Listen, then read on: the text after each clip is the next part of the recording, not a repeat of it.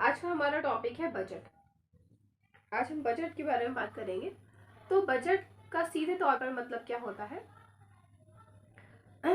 एक निश्चित समय अवधि में किसी भी व्यक्ति के द्वारा जो उसकी आय होती है और जो उसका खर्च होता है, उस आय और खर्च का जो विवरण होता है उसे ही हम बजट कहते हैं। अभी यहाँ पे बजट तो डिफाइन हो गया, लेकिन अब क्योंकि आज का टॉपिक है सरकारी बजट, तो सरकारी बजट में क्या चीज हो जाएगी? तो उसमें सरकार का बजट हो जाएगा। मतलब सरकार के द्वारा एक निश्चित समय में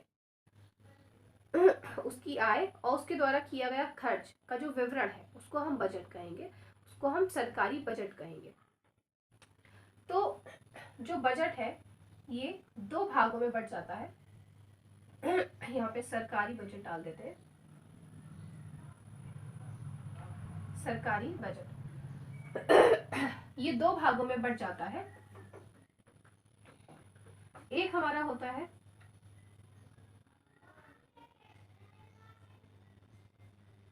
राजस्व बजट और एक होता है पूंजीगत बजट।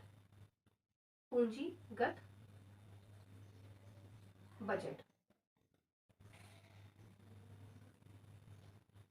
अब ये जो पूंजीगत बजट और राजस्व बजट है, ये भी, अब एक बात बताओ, ये भी तो बजट है ना। और बजट का मतलब ही है कि बजट में दो चीजें होना, एक आय होना और एक खर्च होना। तो राजस्व बजट भी दो भागों में बट जाएगा और ये क्या बन जाएगा? एक तो हमारा हो जाएगा राजस्व आय या फिर राजस्व प्राप्तियां। इसको आय भी लिख सकते हैं, प्राप्तियां भी लिख सकते हैं। और दूसरा राजस्व व्यय। एक हमारा हो गया राजस्व आय और दूसरा राजस्व व्यय। ऐसे ही यहाँ पे ये दो भागों में बट जाएगा। एक तो पूंजीगत आय या फिर पूंजीगत प्राप्तियां और एक पूंजीगत व्यय। पूंजीगत व्यय ये भी हमारा आगे चल के दो भागों में बट जाएगा। अब जो हमारी राजस्व आय है या फिर राजस्व प्राप्तियां हैं,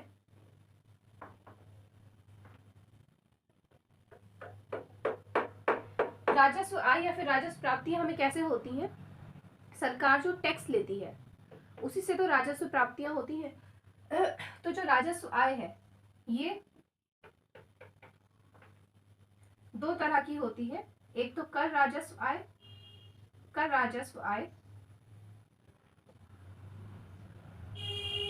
कर राजस्व आय मतलब वो आय जो सरकार को टैक्स के द्वारा मिलती है उसे हम कहते हैं कर राजस्व आय। और एक गैर कर राजस्व आय।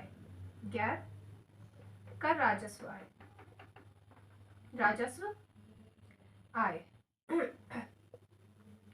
तो सरकार को प्राप्त वे प्राप्तियां जो बिना किसी कर के प्राप्त होती हैं उन्हें हम गैर कर राजस्व प्राप्तियां कहते हैं, गैर कर राजस्व आय कहते हैं। उसके बाद जो राजस्व व्यय है हमारा, राजस्व व्यय भी दो भागों में बट जाता है।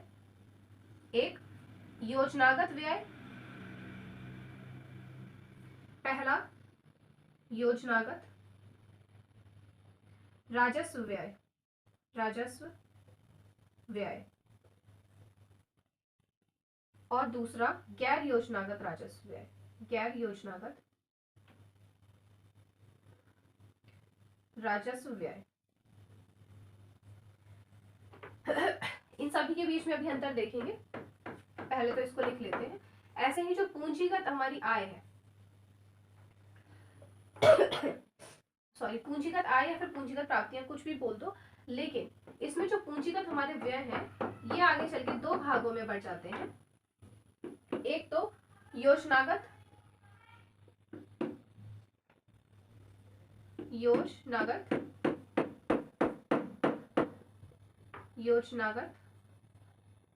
पूंजीगत व्यय और एक गैर योजनागत पूंजीगत व्यय। पूंजीगत व्यय, ठीक है। ये भी दो भागों में बढ़ जाते हैं। तो कर राजस्व, अब इसको देख लेते हैं पहले सही से। हमने कहा कि सरकारी जो बजट है वो दो भागों में बंटता है, एक राजस्व बजट और एक पूंजीगत बजट। उसके बाद हमने कहा राजस्व बजट भी दो भागों में बंटता है, राजस्व आय और राजस्व व्यय। क्योंकि बजट का मतलब ही क्या होता है कि बजट में दो चीजें ही ली जाती हैं, एक तो आय और एक खर्च। आय और खर्च का जो विवरण होता है उसे ही बजट कहते हैं। तो इसमें हमने दो चीजें ली, राजस्व आय और राजस्व व्यय। अब राजस्व आय जो होती है, जो सरकार को आय मिलती है, वो दो तरह से मिलती है। एक तो सरकार जो टैक्स लगाती है और एक जो बिना टैक्स के सरकार को मिलती है आय। बिना टैक्स के आय मिलने का क्या मतलब है कि सरकार ने किसी को लोन दिया था और उस लोन पे अब सरकार को जो पैसा मिल रहा है ब्याज, बतौर ब्याज, तो वो हमारा किस में आ जाएगा, गैर कर राजस्व आय। उसके बाद राजस्व व्यय दो भागों में बटा, एक योजनागत राजस्व व्यय और एक गैर योजनागत राजस्व व्यय। योजनागत राजस्व व्यय मतलब जो पंचवर्षीय योजनाएं होती हैं वो योजनागत होती हैं, उन्हें वो पहले से ही शामिल होती हैं। और गैर योजनागत, जैसे किसी भी कोई भी नई सरकार आई, उसने कोई भी ऐसी मुहिम चला दी, कोई भी योजना ला दी, जैसे हर घर जल एक योजना है जिसमें व्यय करना है सरकार को। ऐसे ही पूंजीगत बजट जो है ये दो भागों में बट गया, पूंजीगत आय और पूंजीगत व्यय। और पूंजीगत व्यय भी दो भागों में बटा, योजनागत पूंजी व्यय और गैर योजनागत पूंजीगत व्यय। अब इसका चाहो तो आप लोग स्क्रीनशॉट ले लो। तो हम देखेंगे कि राजस्व बजट, अभी हमने बजट के बारे में हमने देखा, इसको दो भागों में बांटा गया, एक राजस्व बजट और दूसरा हमारा पूंजीगत बजट। राजस्व बजट को भी दो भागों में बांटा गया, एक राजस्व आय और दूसरा राजस्व व्यय। राजस्व आय का सीधा मतलब यही है कि वह आय जिसमें सरकार की देयता नहीं बनती है, मतलब सरकार इस चीज का दावा नहीं करती कि वो उस आय को वापस करेगी। जैसे जो सरकार को टैक्स मिलते हैं, सरकार जो पेनल्टी लगाती है, वो सभी इसमें शामिल है। ठीक है। ऐसे ही राजस्व व्यय, राजस्व व्यय वो होते हैं जिसमें संपत्ति का सृजन नहीं होता और देयता में कमी नहीं आती, देयता अधिक होती है। अब वो क्यों होती है अभी उसको देखेंगे। सबसे पहले हमने पढ़ा राजस्व आय। तो राजस्व आय वह आय होती है जिनका दावा सरकार नहीं करती, मतलब सरकार ये नहीं कहती कि हमें तुम आय दो, हम तुम्हें वापस करके देंगे, ऐसा सरकार नहीं कहती। राजस्व प्राप्तियां जो होती हैं वो गैर प्रतिदेय होती हैं, सरकार उन्हें वापस नहीं करती। मतलब सरकार उन्हें वापस करती है या नहीं करती है ये सरकार के ऊपर है, लेकिन वो उसका दावा नहीं करती कि वो वापस करेगी। पूंजी में कमी, पूंजी में कमी नहीं होती है, यहाँ पे पूंजी में कमी नहीं होती है। अब राजस्व आय में क्या क्या शामिल है, तो हमने कहा सरकार जो टैक्स लगाती है, जितने भी टैक्स लगाती है, चाहे वो डायरेक्ट टैक्स हो या इनडायरेक्ट टैक्स हो, जैसे निगम कर एक प्रत्यक्ष कर है, इनकम टैक्स एक प्रत्यक्ष टैक्स है, जो हम फूड खरीदते हैं, जो हम वेजिटेबल्स खरीदते हैं, फूड प्रोडक्ट्स जो हम खरीदते हैं, उस पे जो टैक्स लगता है वो एक अप्रत्यक्ष कर है। जो सब्जी, दूध, मसाला पे जो टैक्स लगता है वो एक अप्रत्यक्ष कर है। तो जो टैक्सेस है, टैक्सेस के थ्रू राजस्व आय बढ़ती है। दूसरा, सरकार जो पेनल्टी लगाती है, पेनल्टी मतलब अभी कोविड के टाइम में हम देख रहे थे कि जिसके मास्क नहीं लगा है उस पर पेनल्टी लग रही थी। अभी भी जो गाड़ियां होती हैं उनको सही जगह पे अगर ना खड़ा किया जाए तो उस पर भी पेनल्टी लगती है। तो ये जो पेनल्टी लगाई जाती है उससे भी राजस्व आय बढ़ती है। तीसरा, सरकार जो किसी को ऋण देती है, मान लो सरकार ने किसी देश को ऋण दे दिया, सरकार ने उसे पैसा दिया, तो अब वो जो देश है वो पैसा तो वापस करेगा, मतलब वो मूलधन तो वापस करेगा, उसके साथ साथ वो ब्याज भी देगा। तो सरकार को मूलधन भी मिला, जितना उसने दिया था उतना भी मिला, और ब्याज भी मिला। तो इसमें ऋणों पर प्राप्त ऋण पर प्राप्त ब्याज, ऋणों पर प्राप्त ब्याज और हम कहेंगे कि जो देश को उपहार मिलते हैं, जैसे कोविड के ही टाइम पे बहुत सारे ऐसे देश हैं जिनकी भारत सरकार ने मदद की, और बहुत सारे ऐसे देश हैं जिन्होंने भारत में मदद करी, भारत में दान दिया, उपहार दिए। तो जो भी दान उपहार होते हैं वो भी भारत की राजस्व आय में शामिल होते हैं।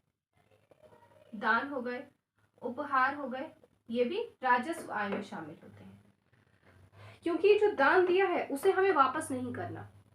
जो भारत को किसी दूसरे देश से उपहार मिले हैं, भारत सरकार को उसे वापस नहीं करना। तो ये किस में आ जाता है? राजस्व आय में आ जाता है, क्योंकि राजस्व आय की कंडीशन ही ये है कि देयता नहीं बनती है, वहां पे सरकार वापस करेगी वो दावा नहीं करती है। दूसरी चीज, पूंजी में कमी नहीं आती है। ठीक है। तो हमने देखा इसमें टैक्स हमारे आ गए, वो चाहे डायरेक्ट टैक्स हो या इनडायरेक्ट टैक्स हो। ऋणों पर प्राप्त ब्याज आ गया, दान उपहार आ गए, जो हमारी पेनल्टी लगती है वो आ गई। फिर हमने देखा राजस्व व्यय। तो राजस्व व्यय क्या होता है कि सरकार जो व्यय करती है। अच्छा, यहाँ पे राजस्व व्यय में, क्योंकि राजस्व व्यय दो भागों में बटा था, एक योजनागत व्यय और एक गैर योजनागत व्यय। तो यहाँ पे बता दें कि 2017 से सरकार ने कुछ बदलाव किए हैं, और उन बदलाव में जो योजनागत व्यय और गैर योजनागत व्यय के बीच का जो अंतर था उसे खत्म कर दिया है। तो अब जितने भी व्यय हैं वो चाहे योजनागत हो या गैर योजनागत हो, एक ही साथ लिखे जाएंगे, अलग अलग नहीं लिखे जाएंगे, क्योंकि 2017 से सरकार ने इनमें बदलाव किया है और अब योजनागत और गैर योजनागत व्यय के बीच का जो अंतर है उसको खत्म कर दिया है। तो अगर हम राजस्व व्यय की बात करें तो राजस्व व्यय वे व्यय होते हैं जो दिन प्रतिदिन की आवश्यकताओं को पूरा करने के लिए किए जाते हैं। ठीक है। तो राजस्व व्यय में संपत्ति का सृजन नहीं होता, देयता में कमी नहीं आती। अब राजस्व व्यय जो होते हैं, राजस्व व्यय को ऐसे समझ लीजिए कि मान लीजिए कि सरकार ने किसी से ऋण लिया था। अब सरकार ने अगर किसी से ऋण लिया, किसी दूसरे देश से ऋण लिया, तो सरकार एक निश्चित समय अवधि में उस ऋण को वापस करेगी और उस पैसे पर जो ब्याज लगा है उसे भी वापस करेगी। तो यहाँ पे क्या बन रही है? सरकार की देयता बन रही है, सरकार को देना पड़ेगा, वापस करना पड़ेगा। तो इसमें देयता में कमी नहीं आती है। तो जो सरकार होती है वो सरकारी कर्मचारियों को जो वेतन देती है, सरकार सरकारी कर्मचारियों को जो वेतन देती है वो राजस्व व्यय से आती है। जो सरकार पेंशन देती है वो राजस्व व्यय से आती है। जो सरकार चीजों पर सब्सिडी देती है, सब्सिडी जो प्रोवाइड कराती है, जैसे गैस सिलेंडर पर सब्सिडी देती है, जो किसान होते हैं उन्हें यूरिया पर सब्सिडी देती है। तो पहला जो सरकार होती है वो सरकारी कर्मचारियों को जो वेतन देती है वो राजस्व व्यय में होता है, राजस्व व्यय होता है वो एक तरह का। जो पेंशन देती है वो राजस्व व्यय होता है। जो सरकार के द्वारा सब्सिडी दी जाती है वो राजस्व व्यय होता है। और जो सरकार योजनाएं लाती है, जैसे स्वास्थ्य संबंधी योजना ले आई, शिक्षा संबंधी योजना ले आई, मनोरंजन संबंधी योजना ले आई, वो राजस्व व्यय में जाता है। जैसे हम कहें कि अभी एक योजना चल रही थी हर घर शौचालय, है ना। तो इस योजना में अच्छा ये बताओ कि अगर सरकार जो है वो इस योजना के लिए हर घर में शौचालय निर्माण करा रही है, तो वो शौचालय उनका घर का निजी शौचालय है। अब उसमें ऐसा नहीं होगा कि कोई भी व्यक्ति अगर जा रहा है तो वो उस पर टैक्स दे रहा है और वो टैक्स कहीं ना कहीं से सरकार के पास जा रहा है। तो वो ऐसा नहीं है, वो तो उनका घर का निजी बना के दे रही है सरकार उनको। तो ये जो योजनाएं हैं इन पे जो व्यय होता है ये राजस्व व्यय में शामिल हो जाता है। तो यहाँ पे लिख देते हैं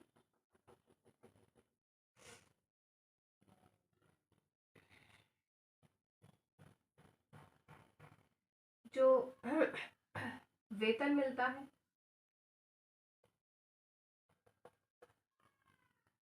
सरकारी कर्मचारियों का वेतन, सरकारी कर्मचारियों का वेतन। दूसरा पेंशन। तीसरा जो योजनाएं लाती है सरकार, योजनाएं अब वो कैसी भी हो सकती हैं, स्वास्थ्य संबंधी हो सकती है, शिक्षा संबंधी हो सकती है, मनोरंजन संबंधी हो सकती है। ठीक है।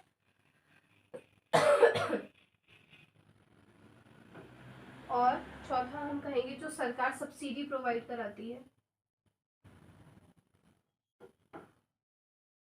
जो सरकार सब्सिडी प्रोवाइड कराती है। तो ये हमारे राजस्व व्यय में शामिल हो जाते हैं। ऐसे ही ये हमारी राजस्व आय में शामिल हो जाती है। ठीक है। अभी हमने क्या क्या पढ़ लिया? हमने सबसे पहले पढ़ा सरकारी बजट क्या होता है, उसके बाद हमने पढ़ा इसको दो भागों में बांटा, राजस्व बजट और पूंजीगत बजट।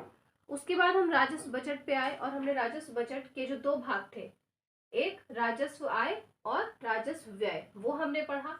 अब हम पढ़ेंगे राजस्व आय में जो टैक्सेस होते हैं, मतलब राजस्व आय में डायरेक्ट और इनडायरेक्ट टैक्सेस होते हैं। और अब हम पढ़ेंगे राजस्व व्यय में योजनागत और गैर योजनागत कौन कौन से होते हैं उनको। तो अभी हमने सबसे पहले बजट पढ़ा। बजट के दो भाग हमने पढ़े, एक तो राजस्व बजट और एक हमने पूंजीगत बजट पढ़ा। फिर राजस्व बजट में हमने दो चीजें पढ़ी, राजस्व प्राप्तियां और राजस्व व्यय। ठीक है। अब राजस्व प्राप्तियों में हमने दो चीजें पढ़नी है, कर राजस्व प्राप्तियां और गैर कर राजस्व प्राप्तियां। तो कर राजस्व प्राप्तियां वो होती हैं जो हमें टैक्सेस से मिलती हैं। अब वो टैक्सेस से दो तरह से मिलती हैं, वो हमें एक तो डायरेक्ट टैक्स से मिलती है और एक इनडायरेक्ट टैक्स से मिलती है। तो ये तो प्रत्यक्ष कर से प्राप्त होती हैं, प्रत्यक्ष कर से प्राप्त होती हैं और अप्रत्यक्ष कर से प्राप्त होती हैं। जैसे प्रत्यक्ष कर से प्राप्त जो होती है वो हमारी निगम कर हो गया पहला, दूसरा हमारा इनकम टैक्स हो गया, है ना। अब अप्रत्यक्ष रूप से प्राप्त कैसे होती है? तो अप्रत्यक्ष रूप से जैसे फूड प्रोडक्ट्स पे हमें जो टैक्स देना पड़ता है, फूड प्रोडक्ट्स पे प्रोडक्ट्स टैक्स जो लगता है वो अप्रत्यक्ष टैक्स होता है। जो हम कोई भी मशीनरी खरीदते हैं, जो मशीनरी पे टैक्स लगता है वो अप्रत्यक्ष टैक्स होता है। ना सिर्फ फूड प्रोडक्ट्स, कोई भी चीज खरीदते हैं तो उस पे जो टैक्स लगता है वो अप्रत्यक्ष टैक्स होता है। हमने मशीनरी से संबंधित कोई भी चीज खरीद ली या हमने कपड़े खरीदे तो कपड़ों पे भी अप्रत्यक्ष टैक्स लगेगा। तो ये सब हमारे अप्रत्यक्ष टैक्स में आ जाते हैं। फिर गैर कर राजस्व प्राप्तियां। अब गैर कर राजस्व प्राप्तियों की अगर हम बात करें तो इसमें ध्यान से सुनो, शब्द क्या कह रहा है, गैर कर मतलब बिना कर के, बिना टैक्स वाली जो हमें प्राप्तियां होती हैं वो कौन सी होती हैं? तो वो तो वही हो सकती हैं, सरकार ने किसी को ऋण दिया और सरकार अब उसकी वसूली कर रही है। अब वो ऋण भी उसे मिलेगा, जो उसने दिया, जो मूलधन उसने दिया सरकार ने वो भी उसको वापस मिलेगा और उस मूलधन पर जो एक निश्चित समय में ब्याज बना वो भी सरकार को वापस मिलेगा। तो हम इसमें कह सकते हैं सरकार द्वारा ऋण से प्राप्त ब्याज।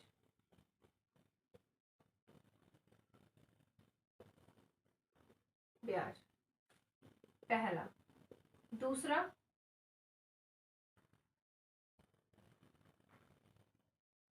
सरकार द्वारा निवेश पर प्राप्त लाभ। भाई अगर सरकार ने कहीं निवेश करा तो उससे उससे भी तो हमें कुछ लाभ मिलेगा ना, एक निश्चित समय के बाद। तीसरा, विदेशों से प्राप्त आय। विदेशों से प्राप्त आय। विदेशों से प्राप्त आय। और चौथा, सरकार द्वारा लगाए गए जो शुल्क होते हैं,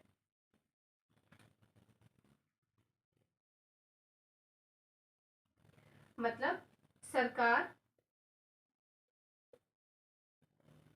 द्वारा दी गई सेवाओं पर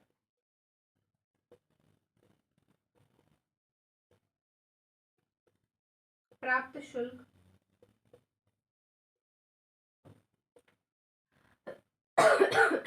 तो ये इतनी चीजें इसमें आ जाती हैं। ठीक है। अब शुल्क कैसे, ऐसे मान लो जैसे कोई भी पार्क है जिसे सरकार ने बनाया है, ठीक है। अब उस पार्क में एंट्री के लिए जो सरकार है, उस पार्क में एंट्री के लिए सरकार कुछ पैसे लेती है, तभी तो एंट्री देती है। तो वो शुल्क, वो एक तरह का शुल्क हो गया, और उससे क्या बढ़ रहा है, राजस्व प्राप्तियां बढ़ रही हैं। ये गैर कर में आता है। ठीक है। तो एक तो हमारा ये हो गया, जैसे गुजरात में जो सरदार पटेल की मूर्ति बनाई है, तो उसको अगर कोई देखने जाता है तो उस पर कुछ शुल्क लगेगा उसको वहां पे एंट्री लेने के लिए। तो ये तो हमारे किसमें हो गए, गैर कर राजस्व प्राप्तियों में हो गए। अब इसके बाद हम देखेंगे राजस्व व्यय। राजस्व व्यय में क्या क्या शामिल है। राजस्व व्यय को हमने दो तरह से पढ़ा था, एक तो योजनागत राजस्व व्यय और एक गैर योजनागत राजस्व व्यय, है ना।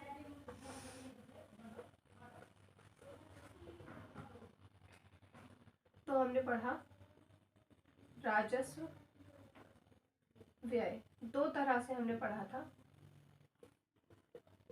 योजनागत राजस्व व्यय और गैर योजनागत राजस्व व्यय। ठीक है। ये हमने दो अलग अलग पार्ट्स में इसको बांट दिया था। योजनागत राजस्व व्यय वो हो गए जैसे पंचवर्षीय योजनाएं हो गई, पंचवर्षीय योजनाएं हो गई, है ना। जैसे हमारी पंचवर्षीय योजनाएं हो गई, या फिर केंद्र और राज्य द्वारा चलाई गई कुछ योजनाएं हो गई, चलाई गई योजनाएं हो गई।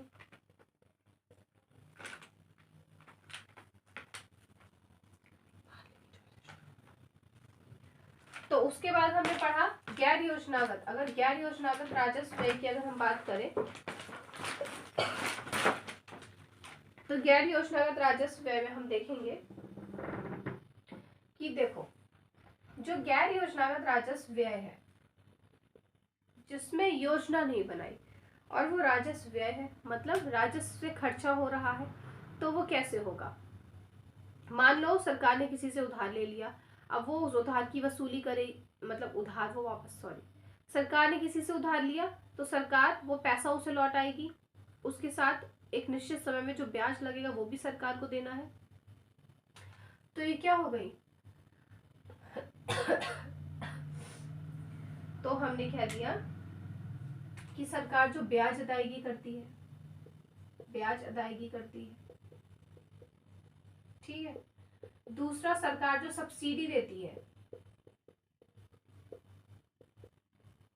अब कभी कभी ऐसी सिचुएशंस आ जाती हैं, जैसे कोविड का टाइम आ गया, कोविड पीरियड में सरकार ने सब्सिडी को क्या किया, बढ़ा दिया। तो सरकार ये योजनागत नहीं है, सरकार ने ऐसा नहीं सोचा था कि ऐसा हो जाएगा, हमें सब्सिडी ज्यादा देनी पड़ेगी, लेकिन वो ऐसी परिस्थितियां थी कि सरकार को ऐसा करना पड़ा, तो सब्सिडी हो गई गैर योजनागत में।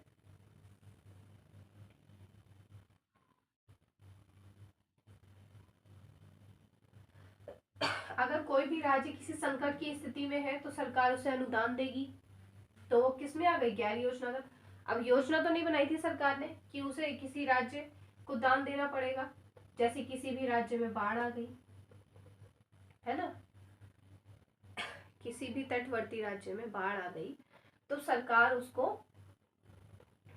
अनुदान देगी, तो हम कहेंगे राज्यों को दिया हुआ अनुदान, राज्यों को देय अनुदान,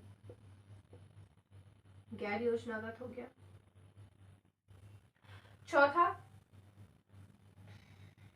विदेश में दिए गए अनुदान, विदेश में दिए अनुदान, जैसे हाल फिलहाल में भारत ने श्रीलंका की बहुत मदद की है, तो भारत ने श्रीलंका को क्या दिया, अनुदान ही तो दिया। तो वो अनुदान उसने दिया कहां से, अपने राजस्व व्यय से, राजस्व व्यय हुआ यहाँ पे सरकार का, गैर योजनागत राजस्व व्यय से उसने श्रीलंका को अनुदान देकर उसकी मदद करी।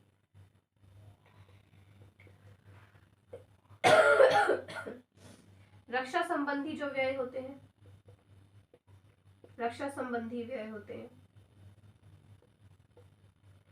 रक्षा संबंधी जो व्यय होते हैं, मान लो युद्ध की स्थिति बन रही है तो वहां पे सरकार को जो उसकी सेना है उसके लिए ज्यादा चीजें प्रोवाइड करानी पड़ेंगी, ज्यादा सुविधाएं देनी पड़ेंगी ताकि वो अच्छे से सर्वाइव कर पाए। तो रक्षा संबंधी व्यय हो गए, ये योजनागत नहीं होते हैं, एक लिमिट तक तो योजनागत होते हैं, लेकिन उसके बाद कोई एकदम विपरीत परिस्थिति आ जाए तो उस समय ये योजनागत नहीं रह जाते हैं। उसके बाद जो सरकारी कर्मचारी हैं,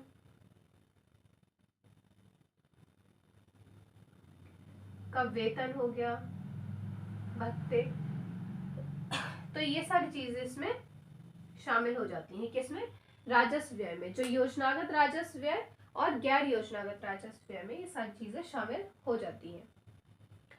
अब क्योंकि हमने बताया था कि अभी हमने बताया था थोड़ी देर पहले कि 2017 में सरकार ने बदलाव लाए हैं और उसने जो योजनागत और गैर योजनागत के बीच का जो अंतर है उसको खत्म कर दिया है। अब इन दोनों के बीच में कुछ भी अंतर नहीं है, सब कुछ राजस्व व्यय में आता है, चाहे वो पंचवर्षीय योजना हो, चाहे वो सब्सिडी हो या ब्याज अदायगी हो, सब कुछ राजस्व व्यय में एक लाइन से सब कुछ आ जाता है। एक इंपॉर्टेंट चीज यहाँ पे देख लेते हैं, सरकार का राजस्व व्यय सबसे ज्यादा कहाँ होता है तो सरकार का राजस्व व्यय सबसे ज्यादा कहाँ होता है, ब्याज अदायगी में, और उसके बाद जो रक्षा संबंधी व्यय होते हैं, जो रक्षा संबंधी व्यय होते हैं उनमें होता है, ठीक है। सबसे ज्यादा राजस्व व्यय कहाँ होता है, ब्याज अदायगी में, और रक्षा संबंधी व्यय उसके बाद पहले नंबर पे ये और दूसरे नंबर पे ये।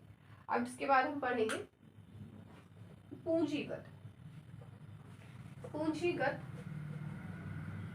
आय हम पढ़ेंगे और पूंजीगत व्यय हम पढ़ेंगे इसके बाद।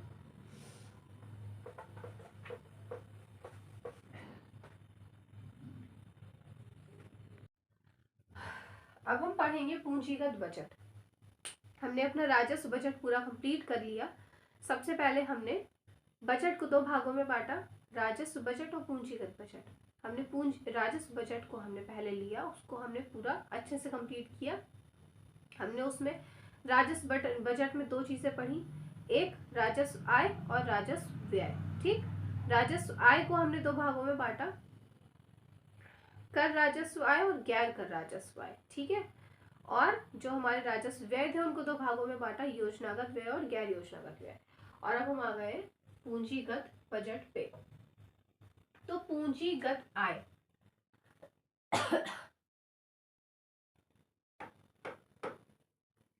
देखो, पूंजीगत आय, इसको अगर हम साधारण भाषा में यहाँ पे लिख दें तो पूंजी से प्राप्त आय।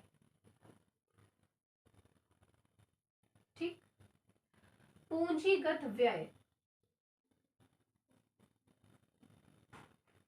पूंजी प्राप्त करने हेतु व्यय, करने हेतु व्यय। अब ये समझना बहुत आसान हो जाएगा।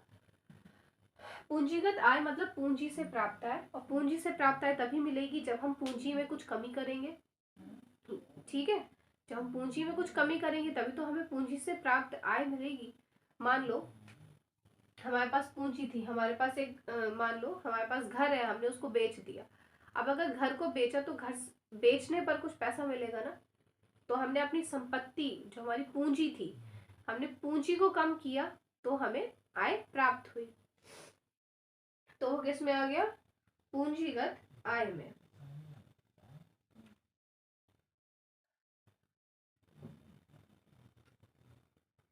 तो इसमें दो चीजें याद रखनी है कि इसमें संपत्ति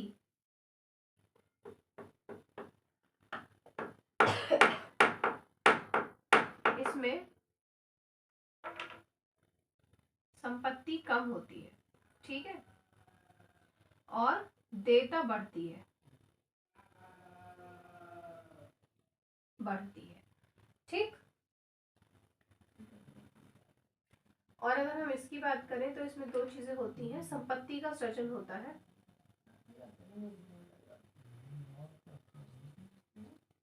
सृजन होता है, और दूसरा देयता में कमी आती है, देयता में कमी आती है। ये दो चीजें इसमें याद रखनी है, संपत्ति कम होती है, देयता बढ़ती है, ठीक है, और इसमें संपत्ति का सृजन होता है, देयता में कमी आती है। इसमें देयता कैसे बढ़ती है? अगर हमने किसी के पास घर, अगर सरकार ने किसी के पास कोई प्रॉपर्टी गिरवी रख दी, तो सरकार उसको प्रॉपर्टी को वापस लेने के लिए जितने में उसने प्रॉपर्टी गिरवी रखी थी उतना पैसा तो देगी, और जितने समय के लिए उसने रखी थी उस समय का जो ब्याज बनेगा वो भी सरकार क्या करेगी? उस व्यक्ति को देगी।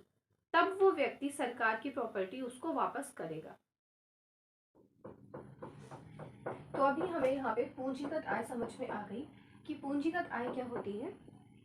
जब सरकार अपनी पूंजी बेचकर जब आय कमाती है, ठीक है, कोई भी सरकार जब पूंजी को बेचकर जब आय कमाती है तो वो किस में आता है? पूंजीगत आय में। जैसे रेलवे सरकारी था, धीरे धीरे वो प्राइवेट में बदल रहा है, तो अब सरकार ने अपनी पूंजी बेची तो उसे कुछ धन मिला, तो वो किस में आ गया? पूंजीगत आय में। इसीलिए इसमें कहा गया है कि संपत्ति इसमें क्या होती है? कम होती है। जब कोई अपनी पूंजी बेचेगा तो उसकी संपत्ति तो कम होगी ही। दूसरा, देयता बढ़ती है। देयता बढ़ना इस उस पे बताया गया कि मान लो कि किसी ने अपनी पूंजी जो है वो गिरवी रख दी।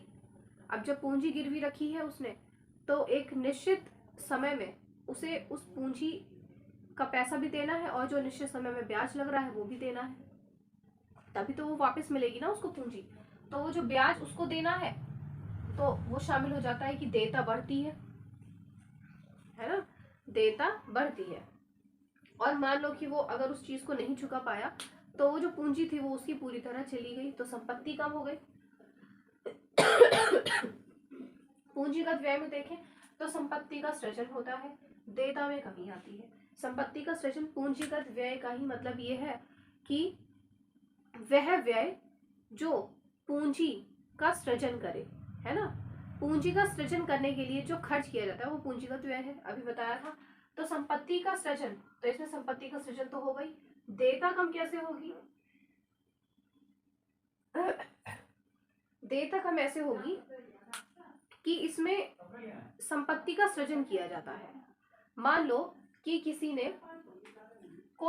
किसी सरकार ने स्कूल खोल दिया बच्चों के लिए, ठीक है, स्कूल खोल दिया बच्चों के लिए। मान लेते हैं कि कोई सरकार है,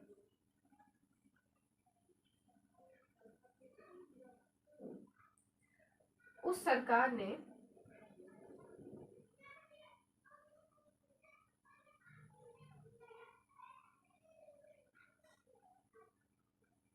ठीक है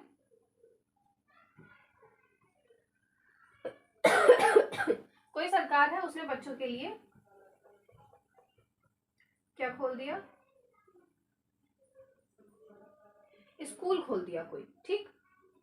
जब सरकार ने बच्चों के लिए स्कूल खोला तो वो सरकारी स्कूल था। अब मान लो इस स्कूल को सरकार ने किसी प्राइवेट सेक्टर को बेच दिया। अभी जब स्कूल खरीदा है सरकार ने तो ये सरकार की पूंजी है ना। सरकार इसको प्राइवेट में अगर बेच दे तो इस सरकार को कोई रोक नहीं सकता। मान लो इस सरकारी स्कूल को किसी प्राइवेट सेक्टर में बेच दिया और अभी सरकारी स्कूल से प्राइवेट स्कूल हो गया। तो सरकार ने जब बेचा इसको, अपनी संपत्ति को जब उसने बेचा, अपनी पूंजी को जब उसने बेचा, तो उसे आय मिली। वो आय कहाँ कैलकुलेट होगी, पूंजीगत आय में। लेकिन अगर उसने ये सरकारी स्कूल बनाया है तो ये इसकी पूंजी तो है, समय आने पर ये इसका इस्तेमाल कर सकता है, बिल्कुल कर सकता है, क्योंकि ये इसकी पूंजी है, ये इसका इस्तेमाल करे चाहे ना करे। जैसे अपने घर में लाके सोना रख लेना, चांदी रख लेना, या जमीन खरीद लेना, तो ये सब क्या होता है, ये होता है पूंजीगत व्यय, पूंजी का सृजन करने के लिए किया गया खर्च। क्योंकि इसके दाम घटते नहीं। जैसे आपने जमीन खरीद ली तो उसके दाम नहीं घटेंगे, या घटेंगे भी तो जीरो नहीं हो जाएंगे दाम। सोना खरीद लिया तो वो भी आप बेच के कुछ ले सकते हो, लेकिन अगर आपने कपड़े खरीद लिए तो कपड़े खरीद के क्या आपको पैसे मिल सकते, नहीं मिल सकते। तो पूंजी का जब सृजन किया जाता है, पूंजी का सृजन करने के लिए जो व्यय किया जाता है वो क्या होता है, पूंजीगत व्यय। मान लिया जो रिफाइल्स होती है ना, वो हमने किसी दूसरे देश से खरीदी है ना। दूसरे देश से अगर हम उसको खरीदेंगे तो हमारी पूंजी का ही तो सृजन होगा। अगर हमें किसी देश से लड़ाकू विमान खरीदे तो लड़ाकू विमान भी तो हमारी पूंजी ही है, क्योंकि उसे भी तो हम बेच सकते हैं, है ना, वो भी तो हमारी पूंजी है, उसे भी हम बेच सकते हैं। तो ये सब क्या आते हैं, पूंजीगत व्यय। जो पूंजी का सृजन करने के लिए किए गए व्यय होते हैं वो पूंजीगत व्यय होते हैं।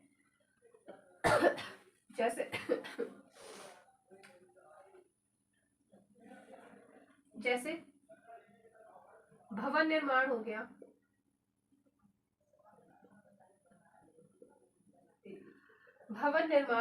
मशीनरी उपकरण हो गया,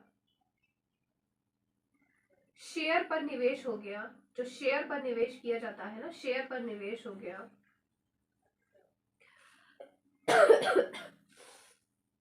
तो ये सब क्या है, पूंजीगत व्यय है, पूंजी का सृजन करने के लिए किए गए व्यय है। अब यहाँ पे एक इंपॉर्टेंट चीज लिखते हैं,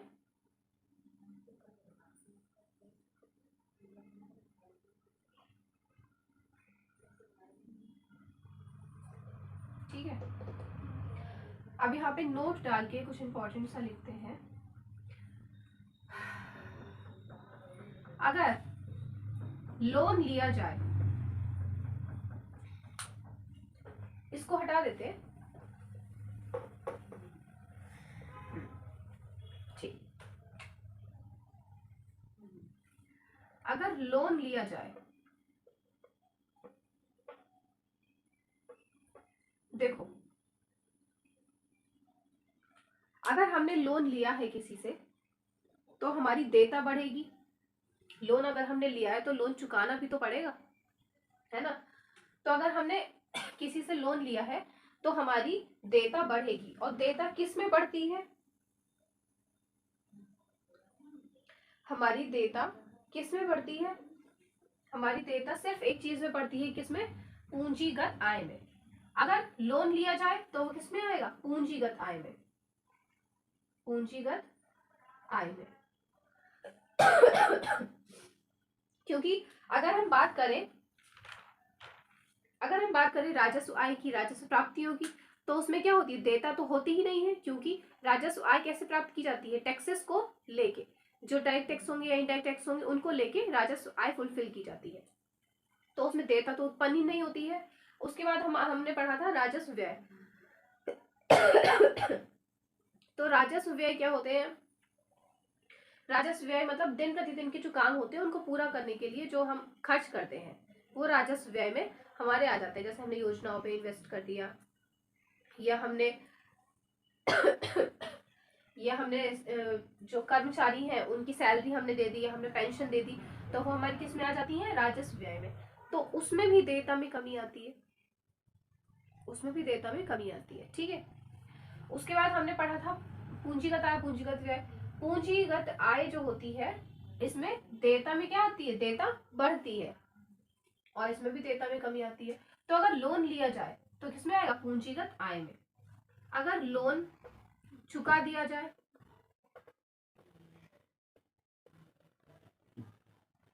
अब जो हमने लोन लिया था हमने उस लोन को चुका दिया। लोन चुकाने का मतलब है कि हमारी देयता खत्म, और लोन चुका दिया हमने, तो वो किस में आएगा? पूंजीगत व्यय में। वो क्यों आएगा? मान लो हमने अपना घर बनवाने के लिए लोन लिया था, तो जब हमने घर बनवाने के लिए लोन लिया तो हमने जब लोन चुका दिया तो हमारी देयता खत्म हो गई, और हमें क्या मिल गई? पूंजी मिल गई, हमें हमारा घर मिल गया। तो ये किस में आएगा? पूंजीगत व्यय में, पूंजीगत व्यय में। अगर हमने कहा कि ब्याज लिया जाए, अगर हमने कहा किसी से ब्याज लिया जाए, देखो ब्याज लिया जाए का मतलब ये है कि किसी ने कोई चीज गिरवी रखी है एक निश्चित समय अवधि के लिए, और वो उस पर ब्याज चुका रहा है। ठीक है। या किसी ने हमसे उधार लिया है एक निश्चित अवधि के लिए, और वो उस निश्चित अवधि का ब्याज चुका रहा है। मूलधन तो वो हमें देगा ही, ब्याज भी चुका रहा है। तो जब वो ब्याज किसी से जब लिया जाता है, तो ब्याज लेने का मतलब क्या है? अभी हमने बताया था कि जो राजस्व प्राप्तियां होती है वो क्या होती है? आप किसी को उधार दे दो तो उधार का जो मूलधन है ना, जो मूलधन है वो तो आपको मिलेगा ही, और जो उस समय अवधि का ब्याज लगेगा वो भी आपको मिलेगा। तो इसमें सरकार की ना ही तो संपत्ति में कमी आई, ना ही पूंजी में, मतलब संपत्ति पूंजी किसी में कोई कमी नहीं आई। तो ये किसमें आ जाएगा? राजस्व आय में। और अगर ब्याज चुकाया जाए, अब अगर हमें ब्याज चुकाना है तो ब्याज कहाँ से चुकेगा? जहां से भी ब्याज चुकेगा। अब ये मत सोचो कि कहाँ से चुकेगा, अगर जहां से भी ब्याज चुकेगा तो अगर हम अपने पास से किसी का अगर हम अपने पास से ब्याज चुका रहे हैं तो हमारे पास धन की कमी ही तो होगी, जो हमारे पास धन है उसमें कमी आएगी, तो व्यय होगा, खर्च होगा। तो ब्याज चुकाने में क्या खर्च होगा? पूंजीगत व्यय तो नहीं होगा, पूंजीगत व्यय तो नहीं होगा ना। तो ब्याज चुकाने के लिए क्या होगा? राजस्व व्यय, राजस्व व्यय। ठीक।